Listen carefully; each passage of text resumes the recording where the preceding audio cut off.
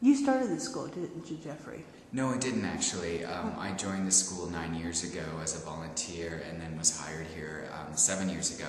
The school actually opened in 1995, and it was founded by school board trustees John Campy and Olivia Chow, along with school social workers Tony Gambini. They sort of piloted the project and launched it to the former Toronto Board of Education and Reverend Brent Hawks here to host the program. So it's been in this location the entire time? Yeah, for the 15 years of its existence. And this is the first year that you guys have classrooms?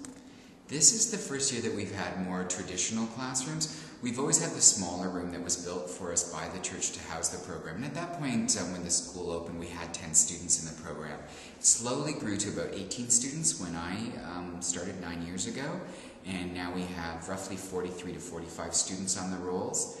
And it was a big push for both the church and the staff here at Triangle to find adequate funding to do renovations of the space, and now we have these 4 beautiful classrooms that we can use. And from what I understand, there are only 2 schools like this in North America. That's correct. There's ourselves, Triangle program, and the Harvey Milk School that opened, I believe, in 2005 in New York City. Nothing in San Francisco, which is surprising. No, and there was a school called the Walt Whitman School in Texas, but it closed because it couldn't raise funds to keep its doors open. Okay, and that's one of the big things. Here, you have to raise a lot of your own funds. Why doesn't the school board provide you more? Unfortunately, the schools are on a funding formula that was established back in 1995 by the Harris Tories. And they essentially created a one-size-fits-all cookie-cutter approach to funding schools, and therefore we get funding based on the amount of students in our program. So we get roughly $100 a year? Per student? Yeah, it's about $100 per student to run the program after they've paid salaries and such of the teachers. So it's really not a lot. We get about $4,000 to $6,000 a year from the school system to run the program, and then we raise upwards of maybe an additional $30,000 a year to keep the program up and running. And how do you raise that money? Some of it comes from very generous donators, like the big banks in Canada have, I know TD Bank, Bank of Montreal, Royal Bank, have all given monies to the MCC to offset the cost of having Triangle program here in the building. We've gone out and raised money through the Pride and Remembrance Run.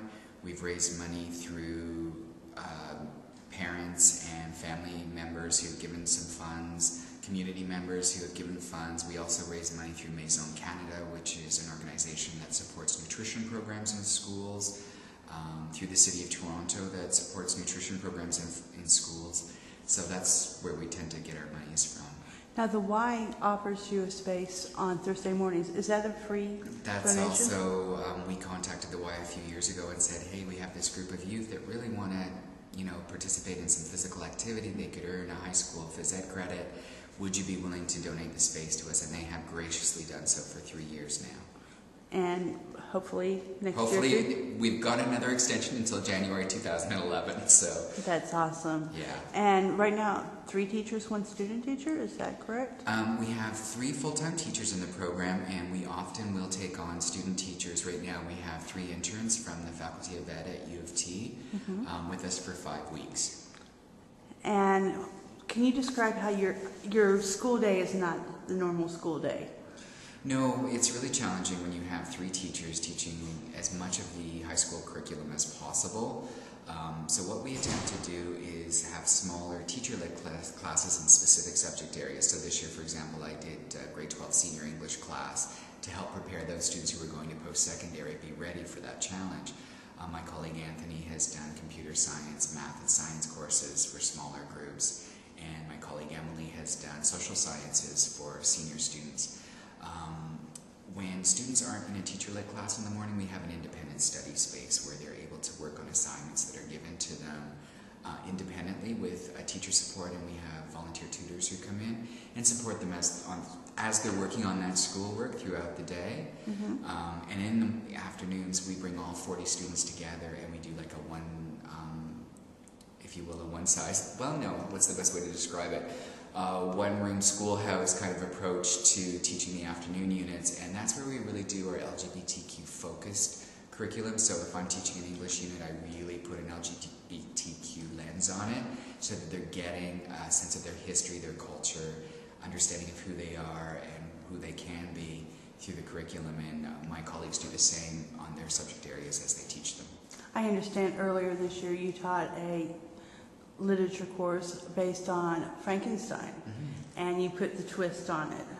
Yeah, I talked about Frank, the monster being this, or creature being this othered character who didn't fit into society and was ostracized in society and all he wanted to do was to fit in, to be part, find someone to love. And that's how I sort of put a queer spin on a very classic novel. Okay. And what type of students do you have? Is it only queer, or? I would say probably 95% of our students identify somewhere on the LGBTQ continuum. However, in the past, we have had straight allies come to the program because they have had friends that they've seen bullied. They want to learn more about the LGBT community. So when we're able to, we will definitely take allies into the program. We're not always able to because our first priority is supporting LGBTQ youth who are not doing well in mainstream schools or being pushed out of schools because of homophobia or transphobia.